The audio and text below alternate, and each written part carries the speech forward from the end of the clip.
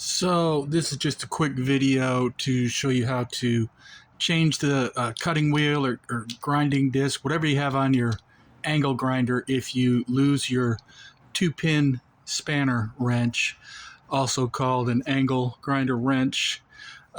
This fits in here. There's a button on the bottom. If you're new to angle grinders, it's actually on the top. I have this flipped upside down and it's in my vise, but there's a red button.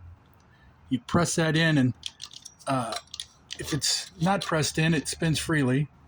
And then if you press it in, it'll lock in place, so you can use this spanner wrench to loosen that nut. I'm going to tighten it back up because everybody loses these. When I was new to angle grinders, I lost mine immediately and went back to the store and asked them if they sold the wrench that came with it, not knowing what it's called. And the cashier's like, I don't think so. Found out later they do. You can buy those separately. They're cheap, but you don't need them. And once you do it this way, you'll just won't bother with these. I used to tie them to the end of my cord so I wouldn't lose them, but still. You press that red button, you get it to lock in place, and then you just grip the blade and turn to the left, and that loosens it up. See, I got a cutting disc on there, which it's not threaded. This nut is threaded, but this isn't threaded. So I'm going to replace it with a grinding disc that is threaded.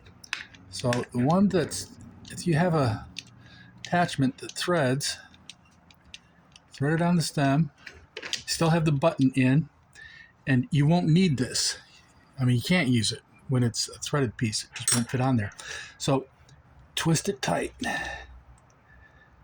And now that's on there good. It's ready to roll.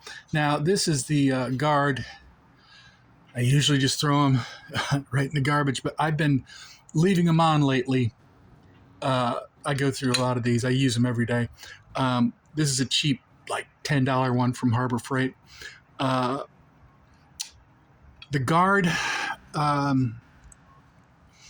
it is protective. Mostly what you have to worry about from these, and these are dangerous tools, but it's my most often used power tool.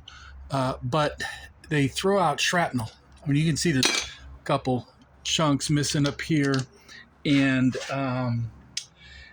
let's see if I was to show some of these other, I don't have another good example, but this is what these look like if you get them ground down. They start out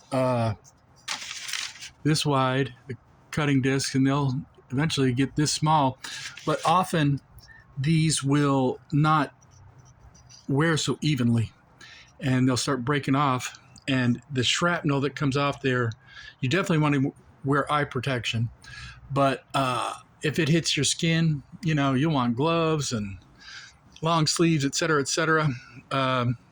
It's hot down here in Texas, so I'm often just bare-chested. But when you're using an angle grinder, you really want to be protected from the shrapnel. It can really ruin your day. So that's it. That's how you change it without a spanner wrench.